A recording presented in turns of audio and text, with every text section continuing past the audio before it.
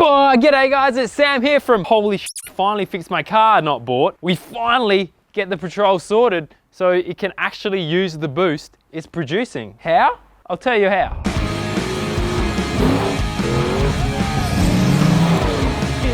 Sam from Built Not Bought.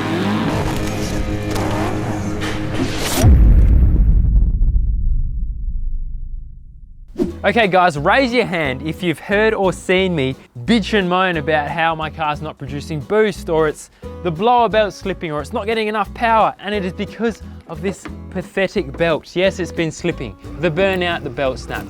Full driving, the belt came off. It slipped, touring, everything. I've tried belt grip, I've tried everything. But I finally been working with the engineers from Harrop Engineering and think we have come up with a solution, because this is obviously not a standard conversion you should be doing. But now we think we've finally nutted it out what we need to do. So what we're gonna do is take you through the upgrades I'm going to make this thing stick with the blower. Now there's a few different things, but mainly the reason is the belt's too small, not strong enough, etc. So let's get into it. All right guys, so in this box is the solution to all my problems.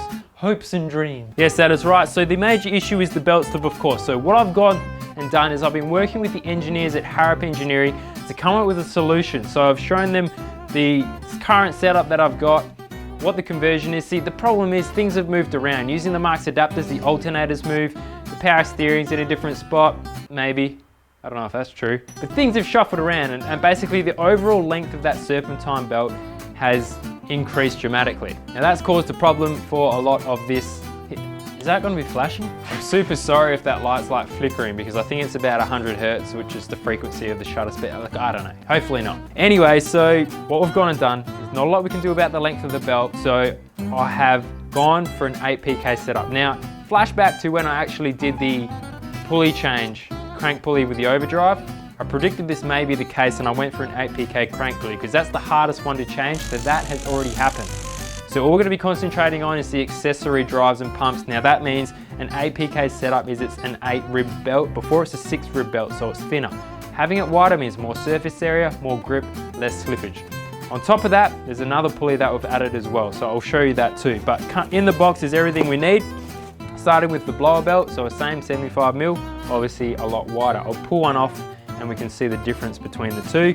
So that's the blower belt sorted. Then we've got a power steering pulley, an idler pulley, so that gives it more wrap. This is going to be another idler that we're going to install on the other side of the water pump. And then the last pulley here is the alternator pulley. Now, this is a standard one, but I've gone a step further and got myself a Dayco overrun pulley. Now what that means is the alternator can overrun while it's in a drive state. So to explain that, this is basically a clutch or a one-way pulley. Because the alternator has a lot of inertia, have you ever spun an alternator by your hand and stopped it just quickly? Like, it holds a lot of inertia and a lot of weight. It wants to keep spinning.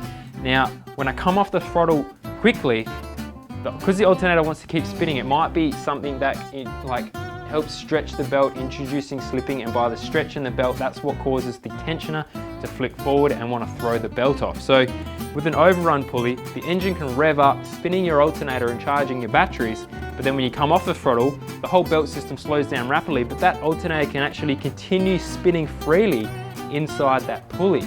So it gets rid of that inertia. So basically it's a one-way turning pulley. Pretty awesome bit of kit that. So I've included that as well, obviously being an 8 rib. So we'll get that installed, and hopefully with this whole setup, that would mean my belt slippage issue is finally over. We can have the max horsepower back again, and we can stop worrying about slipping, losing belts. Fingers crossed anyway.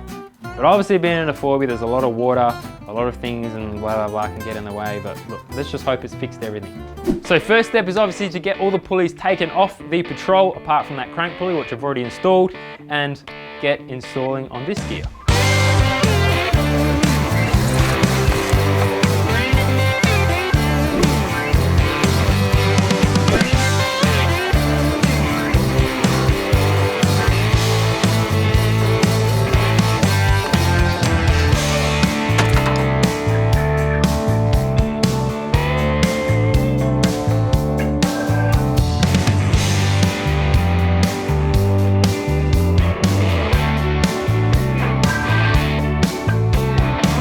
Alright guys, now I've got to probably the hardest pulley for this little installation, Now that's the power steering pulley. Now, the little problem I've got at the moment is the power steering pulley is actually a press fit, which means I'm probably gonna have to use my bearing pulley puller thing to pull it off, and then hoping that there's a thread inside this here. Hopefully there's a thread in there, and putting the new one on, I can just use a nut and pull the pulley up flush. But as you can see, there's no bolts or anything, so this will need a puller to come off of the press fit. So let's hope it fits in this little gap here, eh? I don't want to pull this bloody radiator out, I'll tell you that much. Well, we might do this alternator one first then, eh? Okay, so here's that special alternator design with the kind of clutch assembly inside of it. Now, because of that, what I can actually do is just spin it on with my hands, and I'll actually need, because the alternator obviously rotates, I'll need the belt to be installed and use the tension and the grip on the belt to just finally pull this middle section up. I think that's going to be the best way to do it. So for now, I'll just install it with my hands. It goes on with a thread already on the alternator, just like that. It's pretty much there. So once it's fully on, and what you can see, I'll spin it around, and then when I stop it, see the alternator keeps rotating. I don't know if you can see that. My hands stop, spin the alternator and stop. And the inside of it keeps rotating. That's oh, well, you wouldn't bloody read about it. I've resorted to absolute butchery, let me tell you that. So the last pulley, obviously the power steering pulley, I tried a few different things because it's pressed on. It's a press fit from factory. And I got one of these pullers, so as you wind the nut in, there's a bolt, and believe it or not, I don't know where it is, but here we go. The bolts I was using literally snapped off halfway, so that snapped clean. So I tried the next method, went to the old man's house, got another puller, but this, it just wouldn't work. They kept slipping off, all that kind of stuff, no good. So that's right, I've resorted to absolute butchery using a good old grinder. That's right, cut the thing off because I'm not going to use it anymore, let's face it. So now I'm down to the point where, because it's a press fit, I've got rid of the actual pulley. I can cut on a 45-degree angle across that spline or that post, and then it will get close enough where it should just crack the pressure, and I'll be able to just pry it off with a screwdriver, hopefully, a flat end, pop it off, and we can get the new one on, no worries at all. So that's where I'm at, and hopefully all our problems are solved. Now that we've got that pulley off, the next problem is getting the new one on. Like I said, I thought it was going to be simple. You just get a bolt in there and pull it up with a rattle gun or something, but for a start, I don't know what thread it is in there. It says it's a 3/8 coarse thread, but I can't seem to find one of those bolts to even check that. Every bolt I've tried in my whole workshop doesn't fit.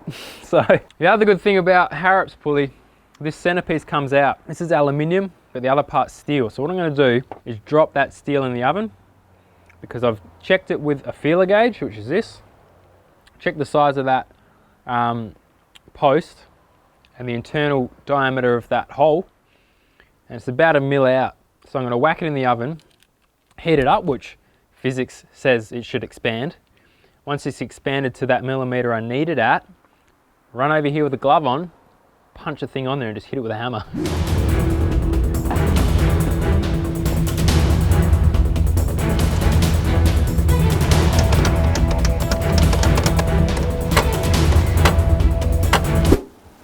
That's as flush as we're going to get. A couple more hits maybe. But it's on. That was hard work. Alright, there we have it. All of the pulleys are pretty much on. So the idler, we've got the bigger blower belt, the overrun pulley, now the power steering, another idler, tensioner, and there's one more idler to go down there. I'm just waiting on that part because it was a different bolt pattern. We'll get that on and happy days. So let's have a look at the difference in belt between the 6PK, the 8PK, and why it's advantage to go the 8 over the 6. Alright guys, so it's time to talk about these belts. Now, here's the difference. 8PK, 6PK, it's all to do with thickness. So I've been running the 6PK, 6PK belt for a while, and that's what the standard size in that comes on these LS motors. Now, that's a 6 ribbed belt, and the thing with these LSs, they are really, really long. And when I've gone and done the change and the conversion, the alternators moved, and then adding the supercharger as well, it's even longer than standard. So that's the reason why there's so much stretch and slip, and I got this whole issue. So now I've had this 8PK belt arrive. Now what that means is it's an 8 rib, so it's a lot wider, giving it more surface area around the pulleys to stop it from slipping. Now this is also HD, which is heavy duty, and this green material on top strengthens it so it won't snap, and there's also less stretching that goes on as well. So hopefully this is the answer to all our problems. But the hardest thing with the whole setup is being an 8 PK belt, they're not run factory on any cars, so whenever you need to get hold of one, you got to order it in. And the trouble that I always run into is getting the size right, because it's not a factory setup, because everything's moved around so much. I have to do a bit of trial and error with the belt. So you can try and measure it up using a piece of string and that's what kind of how I start and get the base right. But because that tensioner moves so much, you try different sizes until you sort of find the right one to fit. So fingers crossed this one fits. I did get another one in case to see if that fits, but it's not the heavy duty, so it doesn't have that extra green material on top, but it may fit better than this one. So we'll get it on the car and see how she looks. Well guys, after having a little fiddle, I've managed to actually get that heavy duty belt on there. So we've got the green belt on. A little bit of stretch in the belt made it sort of wear enough to the point where it can actually go on. And it's given me enough play here in the balancer, sorry, not the balancer, in the tensioner to actually give it enough room to flex forwards and backwards. Just went for a bit of a drive, foot down, foot off, kind of blipping the throttle, and the belt seems to stay on the runners. It hasn't skipped a tooth at all. So fingers crossed, I'm pretty sure we just solved the problem, guys. So thanks for watching this video. I can get out there and drive it, see if it's got more power now. So next time on the dyno, we can actually run it all the way to the end of the rev range. And yeah, and I'll see you guys next episode. Take it easy, my man, peace. So I've just been ripping around in this thing, you know, on the flat, but there's a jump over there. I'm gonna jump that, but first you gotta hit subscribe.